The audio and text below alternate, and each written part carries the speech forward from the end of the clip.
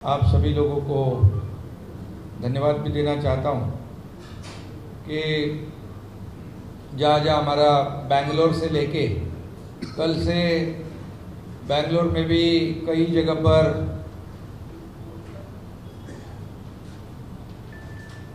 Bharatiya Janata party के candidate का प्रचार करने को मिला और कल रात को यहाँ आने के बाद कई मीटिंग्स मैंगलोर में भी हो गई।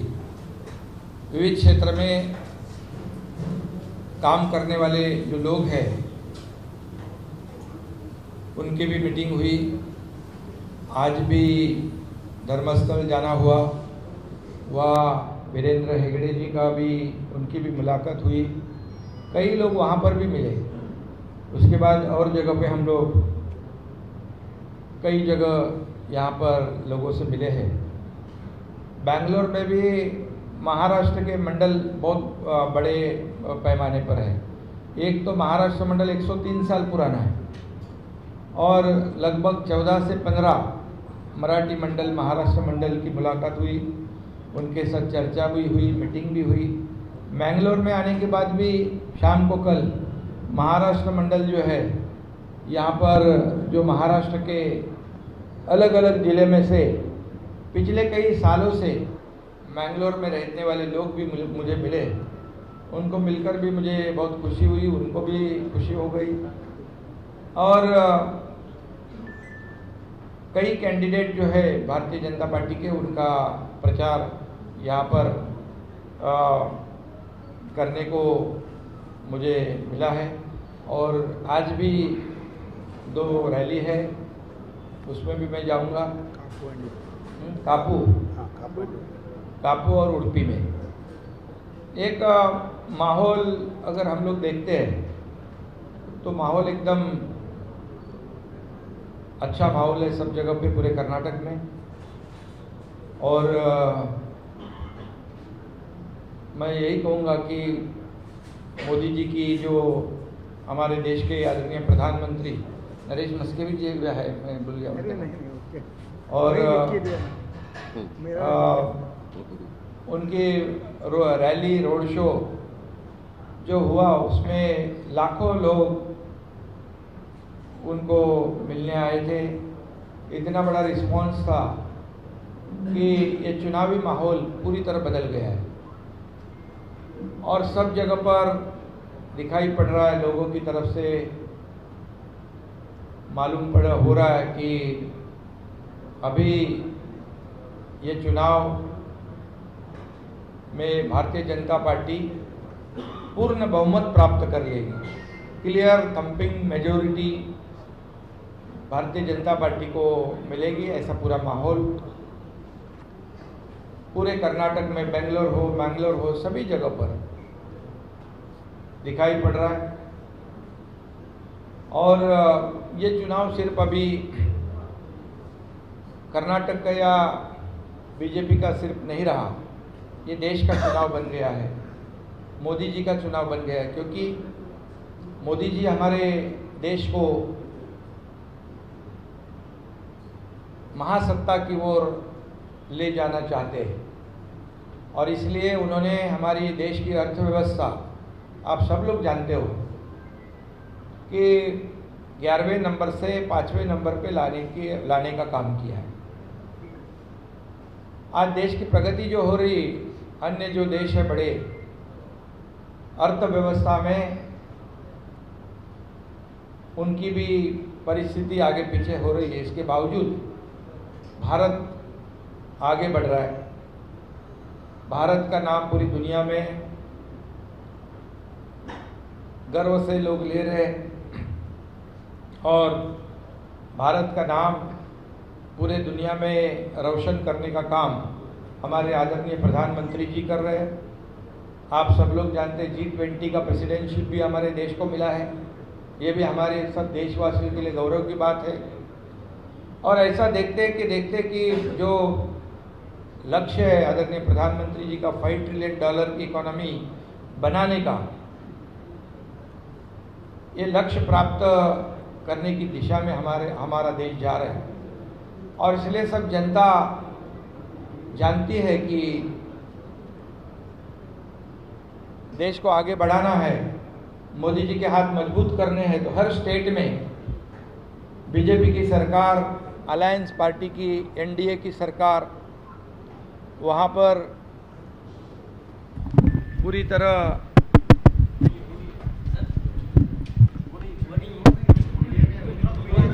आ गया। तो जैसे महाराष्ट्र में शिवसेना बीजेपी गठबंधन की सरकार है, डबल इंजन की सरकार, वैसे ही कर्नाटक में भी डबल इंजन की सरकार है पिछले 5 साल से। और 5 साल में हम देखेंगे तो मैंने तो 8-9 महीने में अनुभव लिया है कि डबल इंजन सरकार कितनी ताकतवर होती है और कितना लोगों को या राज्य को कितना फायदा होता है। क्योंकि हमारी सरकार स्थापित होने से पहले जो पूर्व सरकार थी 2.5 साल की, उस सरकार के माध्यम से 10 साल हम पीछे गए थे, लेकिन हम 8-9 महीने में फिर ट्रैक पे आ गए और अभी बहुत तेज़ी से आगे बढ़ रहे हैं। इसका अनुभव मुझे महाराष्ट्र के मुख्यमंत्री होने के नाते जरूर है। और यहाँ पर भी कर्नाटक में भी डबल इंजन की सरकार है और डबल इंजन की सरकार के माध्यम से जो फायदा होता है, जैसे कई प्रोजेक्ट जो रुके थे वो केंद्र सरकार के मदद से कर्नाटक में भी शुरू हुए। उसके आंकड़े बहुत मेरे पास है, लेकिन मैं उसमें नहीं जाना चाहता हूँ। कई प्रोजेक्ट के लिए केंद्र सरकार ने बहुत पैसे दिए, हजारों करोड़ रुपए का जो फंडिंग है वो केंद्र सरकार ने दिया है। इसलिए कर्नाटक का भी डेवलपमेंट फास्ट हो जाएगा। कोस्टल एरिया भी है, आईटी हब भी है, इंडस्ट्री भी आएगी। और जैसे महाराष्ट्र में भी हम लोग ग्रोथ कर रहे हैं, इसमें ऐसी यहाँ के कई लोग, जैसे यहाँ पर जन्मभूमि कई लोगों की यहाँ पर है कर्नाटक, और कर्मभूमि महाराष्ट्र में। कई लोगों की इंडस्ट्री, होटल इंडस्ट्री हो या और भी अन्य इंडस्ट्री में काम करने वाले लोग हैं, वो भी यहाँ पर आए हैं प्रचार के लिए। और यहाँ के जो लोग हैं वहाँ रहते, मुंबई, थाने, महाराष्ट्र में कई शहरों में, वो भी शिवसेना बीजेपी के साथ वहाँ पर है और उसका फायदा निश्चित रूप से इस चुनाव में होगा।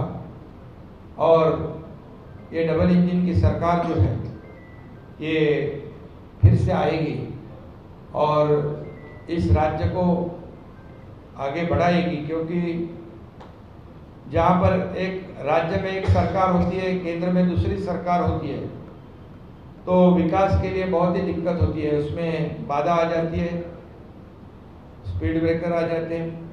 इसलिए महाराष्ट्र की, ये कर्नाटक की जनता जो है ये जानती है सब कुछ कि आगे भी और विकास हो। इसलिए मोदी जी के हाथ मजबूत करने के लिए यहाँ फिर एक बार पूर्ण बहुमत भारतीय जनता पार्टी को मिलेगा। और ये विश्वास है क्योंकि आप सब लोग जानते हो, सब लोग को पता है यहाँ पर राज्य का विकास केंद्र के सहयोग से होता है। और अभी प्रचार में भी आपने देखा है कि जो प्रचार के मुद्दे, जो डेवलपमेंट के मुद्दे होने चाहिए, मैं भी यहाँ पर आया हूँ शिवसेना भाजपा का जो अलायंस का मुख्यमंत्री की हैसियत से मैं यहाँ पर आया। हम जब दोस्ती करते हैं तो निभाते भी हैं, और इसीलिए मैं यहाँ पर अलायंस पार्टनर के प्रचार में आया हूँ। और इसीलिए ये जो चुनाव प्रचार में देख रहे हैं आप सब लोग कि एक डेवलपमेंट का मुद्दा होना चाहिए, राज्य के विकास का मुद्दा होना चाहिए, कोई इश्यूज जो है वो होने चाहिए। लेकिन यहाँ पर आने के बाद देखा कि कांग्रेस के कई नेता मर्यादा छोड़कर प्रचार कर रहे, आदरणीय मोदी जी के ऊपर आरोप गलत लगा रहे, कोई जहरीला सांप, कोई और क्या क्या अपशब्द बोलते हैं। मुझे भी कहना उचित नहीं लगता है, लेकिन इस देश ने हमेशा देखा है, जब जब आदरणीय मोदी जी के खिलाफ जो पार्टी ने बोला है, कांग्रेस ने बोला है, गुजरात के इलेक्शन में भी एक पिछड़ी जाति जो के बारे में अपशब्द बोला था, मौत का सौदागर, चौकीदार चोर, कहे क्या क्या उन्होंने जब जब आरोप लगाए, तब मोदी जी ने उसको आरोप का उत्तर नहीं दिया या बदला भी नहीं लिया। बदला लिया तो इस देश की जनता ने लिया है, और पूरी तरह जिनके 400 जगह तो 40 पे आ गए, अभी ऐसे ही करेंगे तो और कहाँ जाएंगे नीचे पता नहीं। और इसलिए कर्नाटक की जनता भी हमारे आदरणीय प्रधानमंत्री मोदी जी का अपमान नहीं सहेगी, और बिल्कुल 10 तारीख को आने वाले 10 तारीख को मतदान के माध्यम से जरूर उसको जवाब देगी। और दूसरा एक बजरंग बली का मुद्दा उठाया है। अभी बजरंग दल वो उसके ऊपर बैन लगाने की बात कही है। अभी बजरंग दल एक देशभक्त संगठन है, आरएसएस देशभक्त संगठन है। जब आपदा आती है, संकट आता है, कुछ भी जरूरत होती है, कोविड जैसा हो या कुछ भी हो, तब ये बजरंग दल हो या आरएसएस हो, ये देशभक्ति दिखाते हैं, राष्ट्रभक्ति दिखाते हैं, और खुद की जान जोखिम में डालकर दूसरों की जान बचाने का काम करते हैं। तो उनकी बराबरी देशद्रोही संगठन के साथ आप कैसे कर सकते हो?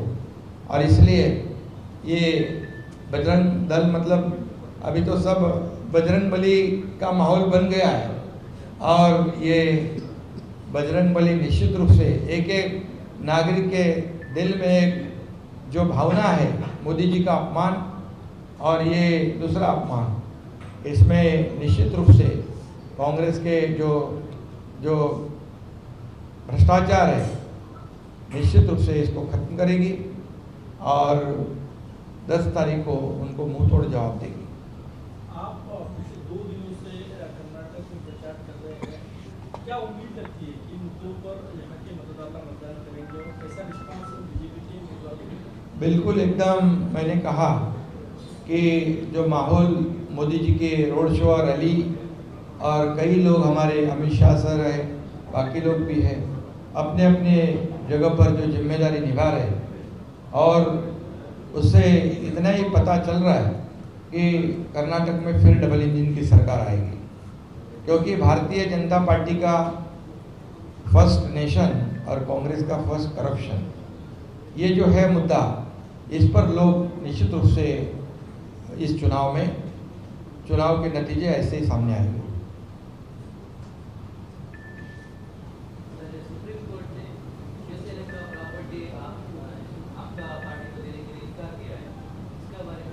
हमने मांगा ही नहीं है। पहली बात तो हमारी भूमिका पहले स्पष्ट थी, कोई प्रॉपर्टी हमें नहीं चाहिए। हमारा बाला साहेब ठाकरे जी के विचार, यही हमारी प्रॉपर्टी है। हाँ, और सब एनसीपी का तो आप पवार साहब को पूछना चाहिए, वो पार्टी के अध्यक्ष।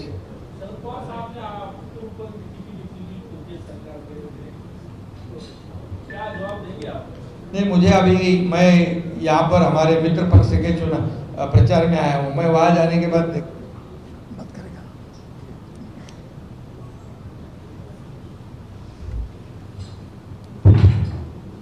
लेकिन इतना ही है कि महाराष्ट्र और कर्नाटक और महाराष्ट्र जो बहुत ही मिलते जुलती संस्कृति है, छत्रपति शिवाजी महाराज के ज़माने से हमारा पांडुरंग विठल जो है, अभी मैं कई जगह गया, उसका अनुभव भी मुझे मिला। तो एक संस्कृति जो है ये मिलती जुलती संस्कृति है, और कई लोग यहाँ पर 103 साल महाराष्ट्र मंडल, यहाँ मैंगलोर में 50-60 सालों से रहते हैं। तो ये अभी तो आगे भी कोविड में भी ये जो कर्नाटक के लोगों ने बहुत जब जरूरत पड़ी तब बहुत ही लोगों को मदद की है, सहयोग किया है, और इसीलिए ये चुनाव में भी बहुत फायदा हो जाएगा हमारे भारतीय जनता पार्टी के कैंडिडेट को। ठीक है, हाँ, अभी वो सुप्रीम कोर्ट में है, सब जुडिस है, और हमारी भूमिका तो पहले ही हमने स्पष्ट की है तो अभी सबजुडिस मैटर है, इसमें अभी मैं कुछ बोलना नहीं चाहता. डोळे बघा नीट.